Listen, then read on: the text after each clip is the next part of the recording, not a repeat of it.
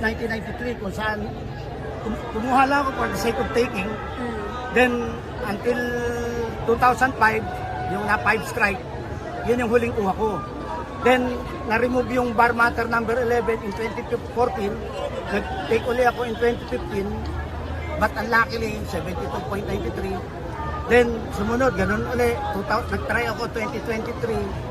But 73.9, 40 something. So, sabi ko, bigyan ko ng last try. Kasi kahit papano, hindi ako masyado nakapaganda nun. Tinuloy ko, nag-repress ako sa PUP. Nag-review ako doon. Then, katiwala ko na sa Diyos. Ako, kung ibibigay mo. Pag hindi, wala na akong magagawa. And this is the first time na bumalik ako sa Supreme Court para panoodin. Kasi, sinuho ko na talaga sa Diyos na ipagkakalob niya na sa akin this time. Talagang, ngayon wala akong kaba na naramdaman pagpunta rito. Ilang beses po kayo nag-take? 8 po? Tama po ba? 7? Bang labing-isa. Labing-isa. Ilang taon na po kayo, sir? Kaya sa mga iba dyan, na hindi try lang. Hanggat buhay, may pag-asa. Ilang taon na po kayo, sir? Ha? Ilang taon na po kayo? 59. 59. Ano po yung nag-udyok sa inyo na mag-try mag-law? Kasi ako, wala namang mawawala eh. Gusto ko sana na some of my children, ma-encourage ko to take law course para maging abogado. Kasi sa pamilya namin, mga magulang ko, hindi naman sila graduate. So, gusto ko may courage yung anak ko or some of my pamangkin, nephews and nieces. Baka some of them sumunod sa yapak ko kung makapasa ako. Sir, ilan po yung anak ninyo? 5.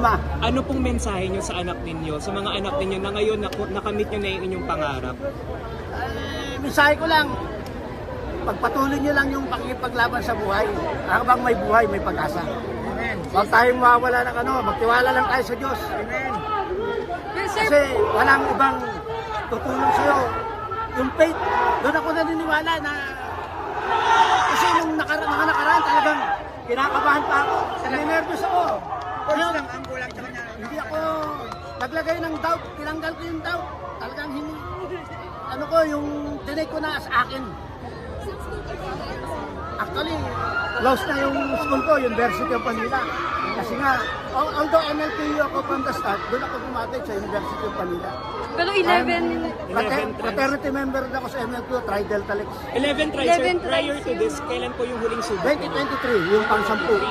Sir, may nakita po ba kayong gustong ayusin sa sistema po ng bansa natin? At 11 po kayong beses na nag-try na maging lawyer? Wala, ang kaayos natin, kailangan talaga ultimo ang public servant magkaroon ng disiplina. Hindi yung puro kasi ang pagiging makasarili ng mga namumuno sa atin, nawawala na yung I am a former public servant, matagal ako naging barangay official. From secretary, kagawad. Then nung namatay yung tatay ko at yung pumalit, nag-serve ako as barangay chairman for 2 years. Then sa DAR, consultant ako for 5 years and naging executive. Now, I'm presently at the Land Bank of the Philippines. Ako yung chief of staff ng Board of Directors, si Atty. David Ero. Nasa puso niyo po talaga yung paglilingkod sa bayan. Yun po talaga yung gusto niyo. Yun naman, kaya ako umalis sa politika. Kasi pag dyan, andyan yung pro ng, yung nauso ngayon, corruption. Kasi may encourage ka, you go with the system. So hindi ako para dito, hindi kaya Sir, at 59, ano pa po yung gusto nyong mangyari sa bansa natin ngayon na nakapasa na po kayo ng bar exams? Sana naman maging maayos na at magkaroon sana ng konsensya yung mga gumagawa ng hindi maganda. Kasi ang nasasakripisyo yung taong bayan. Katulad ko, kaya ako nagagalit minsan pag laki ng tax na nababawat sa akin. Napupunta lang sa wala. Sir, ano pong plano nyo after, since nasa Land Bank po kayo ngayon, ano pong plano nyo ngayon na meron na kayong nakapasin po kayo? Meron ako kasing ang plano ko, either kung nabibigyan ako ng authority to practice, practice ako partially. Ngayon, kung hindi naman, either mag-resign ako, I will recommend somebody, then ako mag-practice.